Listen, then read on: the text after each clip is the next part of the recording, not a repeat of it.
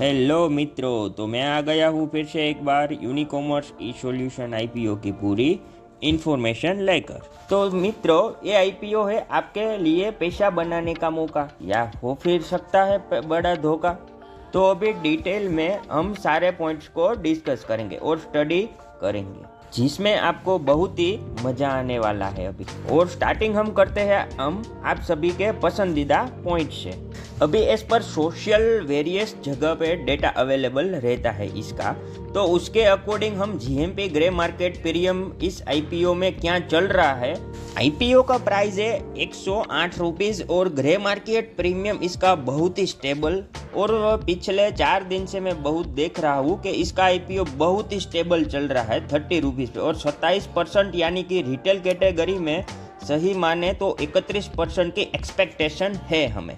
और भाइयों, इसमें मजेदार बात तो ये है कि फ्राइडे को मार्केट में वेरिएशन आया था, लेकिन तभी भी इस आईपीओ का ग्रे मार्केट प्रीमियम अभी भी स्टेबल है मेरे भाई। क्या ये स्टेबिलिटी हमारे लिए बहुत अच्छा हो सकता है या फिर नहीं? तो चलो हम डिस्कस करते हैं पूरे आईपीओ की इंफॉर्मेशन और स्टडी करते हैं। तो मित्रों, तो कंपनी की बात करें हम, तो कंपनी 2012 में इनकॉर्पोरेट हुई थी और सास प्लेटफॉर्म है ये। सॉफ्टवेयर एज ए सर्विस इतना कॉम्पिटिटिव सेगमेंट है ये जिसकी हद नहीं है। और 2012 में इस कंपनी में तो 2 में से एक बात ये है, चूज आपको करना पड़ेगा या तो हमें। हम बोल सकते हैं कि कंपनी ने एक डिफिकल्ट इंडस्ट्री में सस्टेन किया है। तो मेरे भाइयों, तो फिर एम भी कह सकते हैं कि डिफिकल्ट बट ग्रोइंग कंपनी बहुत बड़ी नहीं हो सकती। कंप्लीट सेगमेंट में काफी सारी कंपनियां ऑलरेडी सस्टेन कर चुकी है। तो भाइयों, company e commerce solution provide करती है, जैसे कि ब्रांड्स, सेलर्स को, लॉजिस्टिक प्रोवाइडर्स को। तो मित्रों, आईपीओ ओपन होगा 6 से 8 अगस्त तक और 9 को होगी अलॉटमेंट और 10 को होगा आपका रुपीस मिल जाएगा या फिर आपको शेयर मिल जाएगा। और आपको पैसा नहीं मिलता है तो आपको बैंक से जाके उसमें कंप्लेन करना रहता है, एक फॉर्म भरना पड़ता। तो मित्रों, ये आपके लिए एक एडिशनल इंफॉर्मेशन दे दी है आपको। और 10 के बाद लिस्टिंग की डेट है 13 अगस्त। रिटेल कैटेगरी में 1 लॉट आएगा, एचएनआई कैटेगरी है उसमें 14 लॉट आएगा। रिटेल कैटेगरी में 138 शेयर आपको मिलेगा। जो रिटेल कैटेगरी की टोटल अमाउंट होती है वो 14,904 रुपीज। और एचएनआई की हम बात करते हैं तो उसमें 14 लॉट रहेगा और उसमें 19,338 शेयर आपको मिलेगा और उसका अमाउंट होगा 2,08,656 रुपीज। और एचएनआई बिग कैटेगरी में अप्लाई करना पड़ेगा तो उसमें 68 लॉट रहेगा और उसमें शेयर आएगा 9,384 शेयर आपको मिलेगा। उसका अमाउंट रहेगा 10,13,472 रुपीज टोटल रहेगा। और इसमें टोटल इश्यू की बात किया जाए तो मित्रों, इसमें रुपीज है 276.57 करोड़, यानी इस कंपनी को चाहिए 267.57 करोड़। ये बहुत ही छोटा आईपीओ माना जाएगा। तो मित्रों, अभी हम बात करते हैं यूनिकॉमर्स ई सॉल्यूशन आईपीओ की फाइनेंस के बारे में। तो चेकआउट करते हैं तो असेट ऑलमोस्ट डबल हुए हैं पिछले सालों के मुताबिक। होना भी चाहिए, बिकॉज अब छोटी कंपनी है, मात्र 1100 करोड़ का मार्केट कैपिटलाइजेशन है। रेवेन्यू देखे तो 70% की ग्रोथ रेट दिखी की है, जो बहुत ही अच्छा माना जाएगा। प्रॉफिट आफ्टर टैक्स की बात करें तो 2022 और 23 की कंपेयर में डबल हुए हैं। तो मित्रों, 22 और 23 में कोई ग्रोथ रेट की वो बात थी ही नहीं मेरे दोस्त। इसमें एक तरीके से ये लगता है कि बहुत ही अच्छा परफॉर्मेंस किया फाइनेंस में। लेकिन दूसरी तरफ ये भी हम सोच सकते हैं, दिमाग ये भी बोल रहा है आईपीओ बिफोर अचानक पैसे क्यों हो गया कि उनकी प्रॉफिटेबिलिटी बढ़ गई। पॉइंट टू बी कंसिडरेशन है, पॉइंट थ्रू ऑफ रोटेड है, ये भी एक सोचने की बात है, इसलिए आपके दिमाग में डाल दिया। रिटर्न इक्विटी 17.36% है और रिटर्न में कैपिटल एम्प्लॉई 25.93% है। प्राइस ऑफ बुक वैल्यू 15.81% है, थोड़ा सा महंगा दिख रहा है। ईपीएस 1.28 का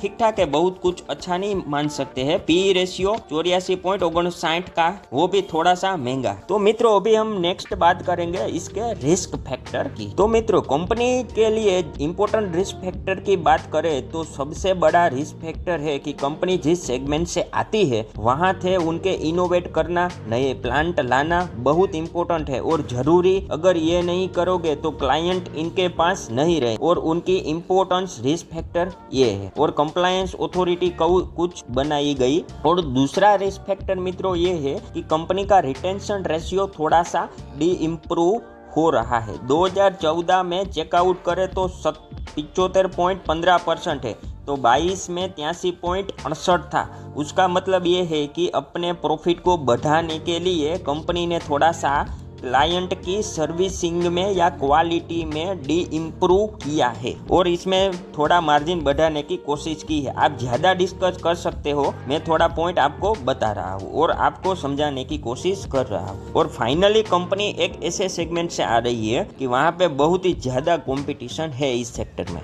तो मित्रों, ये यूनिकॉमर्स ई सॉल्यूशन आईपीओ है वो पूरा का पूरा ओएफएस का आईपीओ है, जो कि अपने लिए वो नेगेटिव बात माना जाएगा।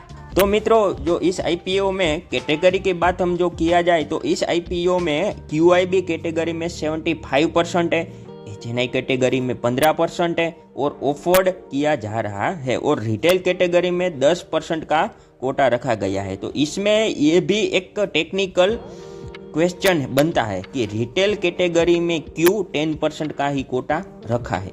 तो ये इसलिए है कि जो रूल है, सेबी ने रूल नक्की किया है कि मेन बोर्ड आईपीओ में अगले पिछले 5 सालों में मिनिमम 3 सालों में average operating profit before tax की बात कर रहा हूँ मित्रों में 15 करोड़ के ऊपर का नहीं है।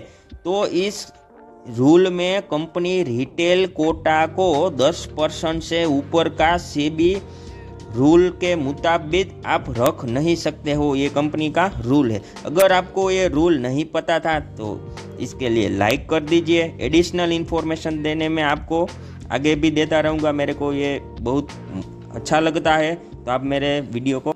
मित्रों, अभी हम बात करेंगे कि आईपीओ कैसे लगता है। तो मित्रों, मैं आपको बताना चाहता हूँ कि आप कई बार क्या होता है, कई लोग एक पैन कार्ड पे 2-2, 3-3 एप्लीकेशन डालते हैं, लेकिन उसमें वो लगने का चांस बिल्कुल ही कम रहता है। तो मित्रों, आपको है ना, अभी एक पैन कार्ड आपके पास है तो उसमें एक ही आईपीओ की एप्लीकेशन करनी चाहिए। और आपको 2-3 लगाना है तो आप ये भी कर सकते हैं कि अपने जो फैमिली मेंबर्स मित्रों, आज के लिए इतना ही। उम्मीद करता हूँ कि आपको वीडियो अच्छा लगा होगा। तो मिलते हैं हम अगले वीडियो में।